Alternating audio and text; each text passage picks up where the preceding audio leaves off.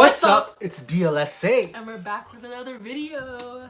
In Canada, where we live, school is coming around the corner just now. So this is the most important time where you have to start figuring out what you love, what your interests are, where you want to go to school, what you want to go to school for, and so on. We're not trying to make anyone feel bad about going to school or anything. We're just trying to show you guys the real and stuff that people don't tell you when it comes to school. We're gonna talk to you high schoolers. I think the very first thing that is important for you guys to do when you're in this position is to find what your interests are. Bit of a backstory for me for when I was in high school.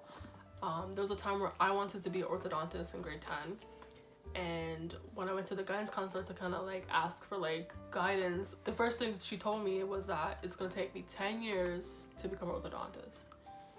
And Yikes. when I heard that, I said, no way in hell I'm gonna do 10 years extra of school, because no one likes school anyway. That's why I say make sure that what you want to do is what you actually are willing to put the work and time into doing. I like the idea of becoming an orthodontist, but I was not willing to put the time and effort into becoming an orthodontist. I didn't know it was gonna be like work. Like that much. In school, they used to always say it's good to take co-op because Free?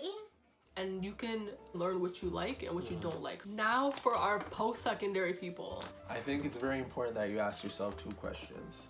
One, how much do you like what you're doing? If you have even the slightest doubt in your mind, is this really something that I'm trying to do right now? Like, chances are you're probably gonna end up not liking it. And another question I think it's really good to ask yourself is, how bad do you want to do what you're doing? A lot of times we get caught up in the benefits of all the things that are offered in, whether it is like a dentist or a plumber or whatever it is that you're looking to do. Never disregard all the stuff that you have to do to get to that point. Consider that when you go to college or university, especially people who are not from Canada, it is expensive to go to school. Think of school like an investment.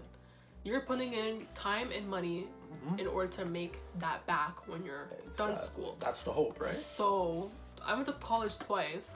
The first time I went to college, I ended up dropping out the first week because I didn't like the program that I was in. My parents kind of put on me and they kind of wanted me to do, and I said, okay, you know what, it seems kind of interesting. And then when I actually got into it, I was like, nah, I cannot see me doing this. Is it worth it being in debt for that program that you're putting yourself into? If it's not worth it, then Why are you doing it? I know there are some people who might be in a chorus and maybe they're not as strong-minded to make the decision to like drop out or switch courses. So what I'll say to you guys is, it's never too late. Don't ever think that just because you went to school for 2 years and you finished this course and now you don't know what you really want to do, never think that it's too late to go back or look into something else that might catch your interest. You might even thank yourself in the future. You know, you might end up being where you want to be once and for all, instead of ending up somewhere where you don't want to be, and maybe 5 years down the line where you're working in a program, or sorry, you're working in a field that you don't even want to be in. You're literally sitting there like, damn, why am I here? One more thing that I feel like me and Rashida have to address in this video: the parents. We've always been in a position where our parents were always trying to tell us what to do. don't get me wrong. They're doing it for good intentions, okay? We understand that. But at the same time, how many times have you asked us what we want to do? How are you going to be an individual if you can't even make decisions for yourself? With communication, the most important part to that is listening.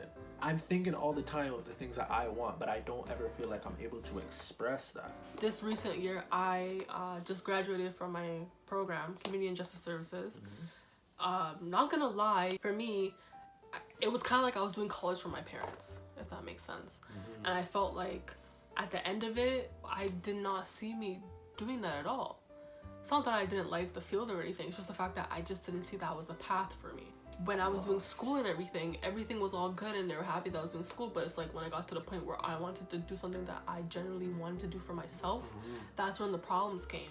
All a child really needs from their parents is for them to believe in them and support them. It's just a whole different feeling when someone else sees what you see for yourself. What you need to do as a parent is train your child in the way that you would love for them to go.